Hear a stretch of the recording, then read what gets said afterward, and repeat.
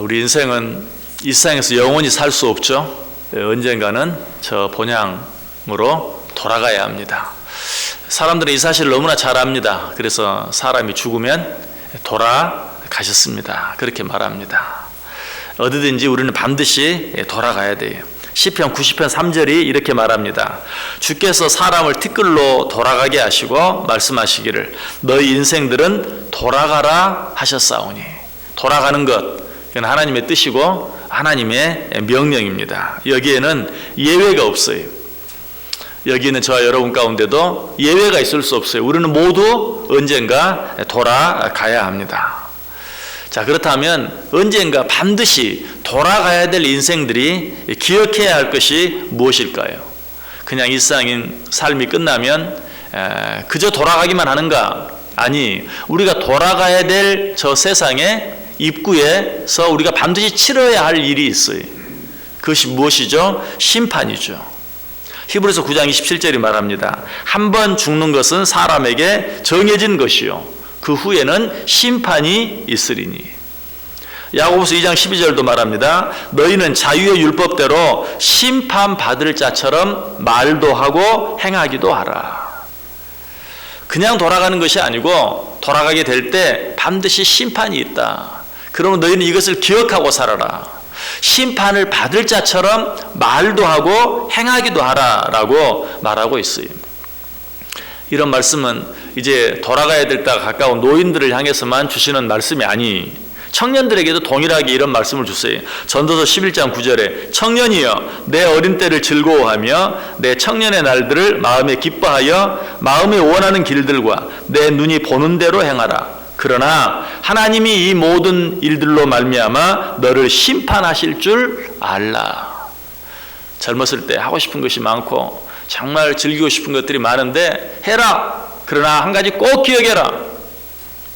너에게 네가 행한 그 모든 일들을 하나님이 심판할 것이라는 사실을 기억하라. 반드시 돌아가야 될 우리 인생들이 꼭 기억해야 될 게 뭐예요? 심판이 있다는 사실. 반드시 우리가 행한 모든 일들에 대해서 심판을 받게 된다는 사실을 기억해야 돼요. 자, 이 사실을 기억하고 우리가 그저 조심하며 살기만 하면 됩니까? 아니, 그렇게 한다고 다 되지 않아요. 왜? 우리 인생들은 본질적으로 타락해서 악해졌어요.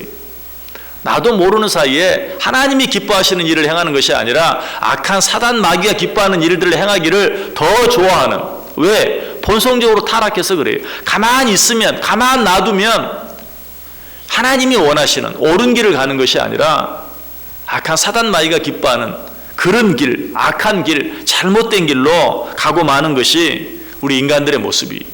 바울도 이런 자신의 모습을 발견하고 절망했어요. 로마서 7장 24절에 오호라 나는 곤고한 사람이로다. 이 사망의 몸에서 누가 나를 건져내리야. 그 앞에 있는 내용들을 자세히 보면 나는 좋은 일을 행하기를 원하지만 나도 모르게 악한 일을 행하고 있고, 나는 하나님의 뜻을 좇기를 원하지만 나도 알지 못하는 사이에 사탄의 길을 쫓아가고 있는 자기 자신의 모습을 보면서 오호라 나는 곤고한 자로다. 누가 나를 이 사망의 몸에서 건져낼까라고 절규하는 모습들을 보게 돼요. 자, 이 바울이 한 절규가 나와 전혀 상관이 없는 사람이 있습니까? 그렇지 않죠. 우리도 동일하게 말할 수밖에 없어요. 늘 하나님의 뜻대로 살려고 했어요. 하나님 말씀대로 살려고 했어요. 특별히 이 시간에 여기 앉아있는, 이 새벽 시간에 여기 앉아있는 여러분들은 왜 여기 와 있습니까? 오늘도 하나님의 말씀 한 날 시작하기 전에 하나님 말씀 듣고 그리고 기도하고 이 하루 하나님 말씀대로 살아봐야 되겠다라고 다짐하고 결단하기 위해서 이 자리에 나와왔어요. 자, 그러나 그런 다짐과 결단을 했다고 해서 오늘 하루 생활 정말 저절로 하나님이 기뻐하시는 삶을 살게 되고 하나님이 기뻐하는 말과 행동을 하며 살게 됩니까? 그렇지 않죠. 그렇게 했음에도 불구하고 나도 알지 못하는 사이에 악한 말을 하고 있고 악한 행동을 하고 있고 하나님의 뜻을 좇기보다는 세상의 뜻을 쫓아서 살고 있는 나 자신의 모습을 보면서 실망스러울 때가 너무나 많아요. 바울이 그러했어요. 오호라 나는 곤고한 사람이로다. 누가 나를 이 사망의 몸에서 건져낼 것인가. 자, 그렇다면 이런 우리들이 또 한 가지 기억해야 될 것이 무엇입니까?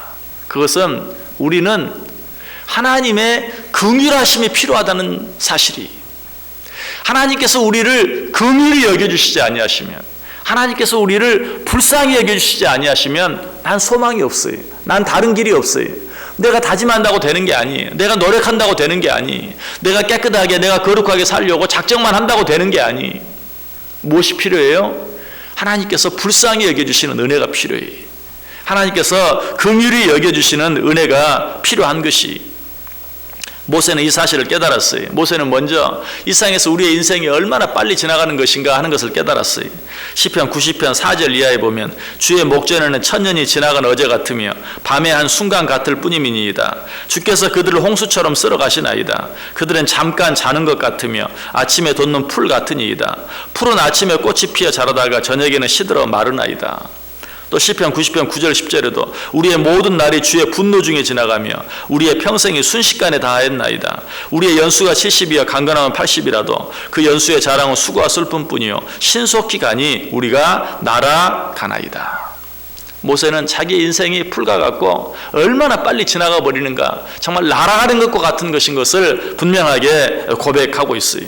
그래서 모세는 이렇게 빨리 지나가 버리는 우리 인생을 정말 악한 일, 악한 길에 빠져서 낭비하지 아니하며 살게 해달라고 하나님께 기도해요.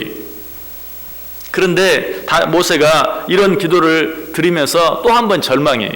왜? 이런 기도를 드리면서도 여전히 세상적인 방법, 세상적인 뜻조차서 살아가고 있는 자기 자신의 모습, 그렇게 함으로 결국 자기의 시간을 낭비해버리고 마는 그런 모습을 보면서 또 한 번 실망하고 절망해요. 그래서 모세는 내가 이 세월을, 이렇게 빨리 지나가버리는 세월을 낭비하지 않고 살게 해 주옵소서 라는 기도가 채 끝나기도 전에 거기 한마디 더 덧붙입니다. 시편 90편 13절에서 여호와여 돌아오소서 언제까지니까 주의 종들을 불쌍히 여기소서. 하나님, 내가 세월을 낭비하지 않고 살게 해 주옵소서. 무슨 말이에요? 죄 짓지 않고 정말 하나님이 원하시는 대로 내 삶을 살게 해 주옵소서. 그런데 그렇게 살고 있지를 못해요. 그렇게 사라지지가 않아요. 그런 모습을 보면서 주여 나를 불쌍히 여겨 주옵소서. 주여 종들을 불쌍히 여겨 주옵소서.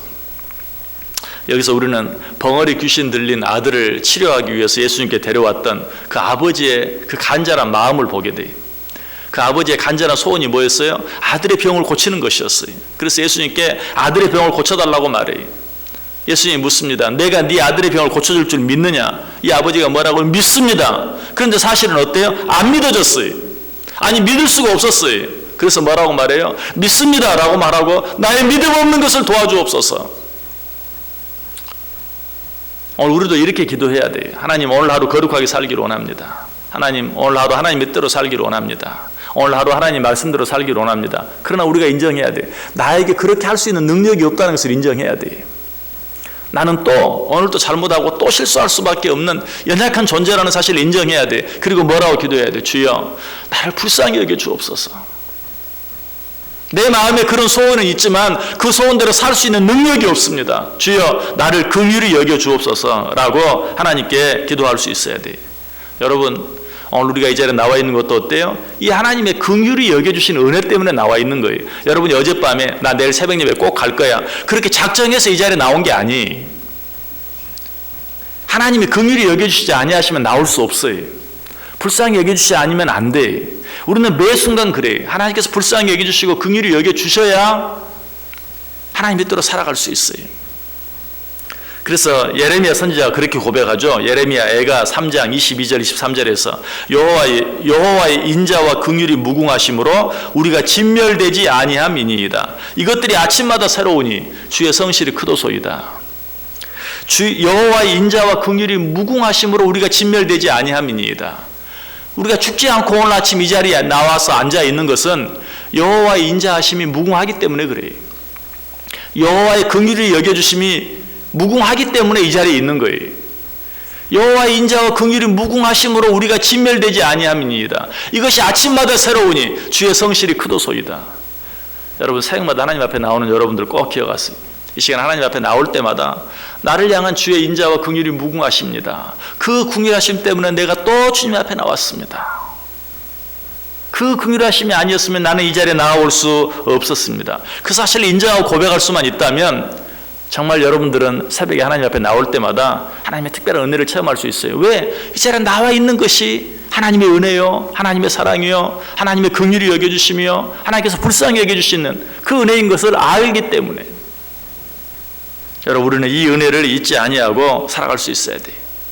우리가 오랜 시간 걸쳐 생각해본 느헤미야도 마찬가지. 느헤미야 9장 31절에 보면 주의 크신 긍휼로 그들을 아주 멸하지 아니하시며 버리지도 아니하셨사오니 주는 은혜로우시고 불쌍히 여기시는 하나님이시니이다. 느헤미야 얼마나 훌륭한 사람입니까? 얼마나 대단한 사람입니까? 그러나 그도 고백해요. 주님께서 은혜로 우리를 돌아보자 주시지 아니하셨으면, 주님께서 우리를 긍휼히 여겨주시지 아니하셨으면 우리는 아무것도 할 수 없었습니다. 모두가 긍휼히 여겨주시는 하나님의 은혜 때문입니다 라고 고백하고 있는 것을 보게 돼요. 자, 오늘 본문을 기록한 다윗도 마찬가지. 이 사실을 그도 깨달았어요. 그래서 오늘 본문 11절에서 여호와여 주의 긍휼을 내게서 거두지 마시고 주의 인자와 진리로 나를 항상 보호하소서. 주의 긍휼을 내게서 거두지 마소서. 무슨 말이에요? 주님께서 나를 긍휼히 여겨주심을 거두어 가시면 나는 끝입니다. 나는 더 이상 소망이 없습니다. 주의 긍휼을 내게서 거두지 마시고 주의 인자와 진리로 나를 항상 보호하소서. 이런 기도는 내가 언제든지 항상 사망 앞에 서 있다는 사실, 이 사실을 깨닫는 자만이 이런 기도를 드릴 수 있어요. 그저 내 나이 계산하면서 앞으로 내 인생이 몇 년 남았다라고 생각하는 사람은 이런 기도를 드릴 수가 없어요. 하나님이 긍휼히 여겨주시지 아니하시면 오늘 당장이라도 내 인생이 끝이 날 수밖에 없다는 절박함을 아는 자, 그 사실을 깨닫는 자만 이런 기도를 드릴 수 있어요. 다윗이 오늘 여호와여 주의 긍휼을 내게서 거두지 마시고 주의 인자와 진리로 나를 항상 도우소서라고 기도할 수 있었던 것도 다윗이 자기 자신이 사망과 한 걸음 밖에 떨어져 있지 않다는 사실을 그가 깨달아 알았기 때문에 그래요. 사무엘상 20장 3절에 나오죠. 진실로 여호와의 살아계심과 내 생명을 두고 맹세하노니 나와 죽음의 사이는 한 걸음뿐이니이다. 나와 죽음 사이가 한 걸음뿐이니이다. 여러분, 우리가 지금 건강하다고 해서 안전한 것이 아니, 내가 지금 이렇게 예배당에 나와서 앉아있다고 해서 안전한 것이 아니, 이 세상은 모든 곳에 정말로 우리를 죽음의 위협 속으로 몰아넣는 그런 모든 여러 가지 많은 일들이 있어요. 어제 저녁에 TV에서 맨인 블랙박스라는 그런 프로그램이 있더라고요. 요즘 이제 블랙박스들이 차들마다 다 달려 있으니까 그 블랙박스에 찍혀진 그런 참 기가 막힌 그런 장면들을 보여주는데, 도로를 달리고 있는데 도로 전체가 위험으로 꽉 차 있어요. 앞에서 부딪히고 뒤에서 부딪히고 이건 일상이고요. 저 위에 내 길 위로 지나가는 고가도로 위에서 그 위를 지나가는 화물차에서 짐이 떨어져서 내 차를 덮치는 그런 일도 있어요. 심지어는 차가 한 대만 지나가는 지하 주차장 입구로 차가 내려가는데 갑자기 저쪽 보이지 않는 곳에서 차가 후진으로 전속력으로 달려와서 들이받는 거예요. 이런 일도 있어요. 심지어 여러분도 자세히 보셨지만 카페에 앉아서 차를 마시고 있는데도 차가 갑자기 달려와서 또 나를 들이받기도 해. 생각할 수 없는 그런 일들이 얼마나 우리 가운데 많은지 몰라요. 살았으나 살았다고 말할 것이 없어요. 이 사실을 정말 진실하게 깨닫는 자만이 주의 긍휼하심을 구할 수 있어요. 하나님, 오늘도 주의 긍휼하심이 필요합니다. 당신의 긍휼이 여겨주심이 아니면 나는 잠깐 한순간도 살아있을 수 없습니다. 아니, 내가 살아있는 것이 아닙니다. 주여 나를 긍휼히 여겨주옵소서. 우리는 항상 주의 긍휼하심을 구하며 살 수 있어야 돼요.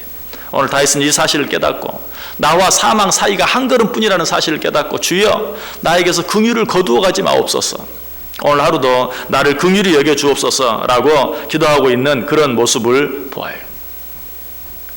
우리의 생명이 하나님께 달려있어요. 신명기 32장 39절에 이제는 나 곧 내가 그인 줄 알라. 나 외에는 신이 없도다. 나는 죽이기도 하며 살리기도 하며 상하게도 하며 낫게도 하나니 내 손에서 능히 빼앗을 자가 없도다. 사무엘상 2장 6절도 말합니다. 여호와는 죽이기도 하시고 살리기도 하시며 수월에 내리기도 하시고 거기에서 올리기도 하시는도다. 여러분, 우리의 삶, 모든 삶 속에 온갖 내 힘으로는 감당할 수 없는 위험하고 어렵고 힘든 일들이 있는 것 인정하십니까? 오늘 다윗은 그 사실을 인정하고 12절에 얘기하죠. 수많은 재앙이 나를 둘러싸고 나의 죄악이 나를 덮침으로 우러러볼 수도 없으며 죄가 나의 머리털보다 많으므로 내가 낙심하였음이니이다. 우리는 이런 일들 속에서 낙심할 수밖에 없어요. 그래서 다윗은 또 한 번 어떻게 고백하죠? 13절 보세요. 여호와여 은총을 베푸사 나를 구원하소서. 여호와여 속히 나를 도우소서. 이 하루 우리가 바랄 것은 하나님의 은총, 하나님의 긍휼히 여겨주심, 하나님께서 불쌍히 여겨주심 뿐인 것을 기억하시길 바라요. 오늘 우리가 여기까지 올 수 있었던 것도 하나님께서 긍휼히 여겨주셨기 때문이에요. 하나님께서 불쌍히 여겨주셨기 때문이에요. 예레미야가 고백한 것처럼 주님께서 우리를 긍휼히 여겨주시지 아니하시면, 주의 인자와 긍휼이 무궁하시지 아니하셨다면 우리는 이미 진멸될 수밖에 없었어요. 새롭게 아침마다 눈을 뜰 때마다 오늘도 지난 밤에도 하나님이 나를 또 한 번 긍휼히 여겨주셨군요. 하나님께서 나를 또 한 번 불쌍히 여겨주셨군요. 당신의 그 은혜로 말미암아 내가 또 한 번 주님 앞에 나올 수 있었습니다. 감사합니다. 간밤에 그렇게 하셨던 것처럼, 지금까지 그렇게 하셨던 것처럼 오늘 하루도 그렇게 나를 지켜주옵소서. 그렇게 나와 함께 해주옵소서. 그렇게 나를 긍휼히 여겨주옵소서. 당신의 그 긍휼을 거두어가지 마옵소서. 난 당신의 은총이 필요합니다. 오직 하나님의 긍휼히 여겨주심, 하나님의 불쌍히 여겨주심을 바라고 이 하루를 살아갈 때 정말 하나님의 인자와 긍휼하심이 얼마나 무궁하고 얼마나 풍성한지를 깨닫고 그것으로 인해서 기뻐하고 즐거워하고 감사하며 살아갈 수 있는 복된 하루, 복된 인생 꼭 되시기를 주님의 이름으로 간절히 축원합니다.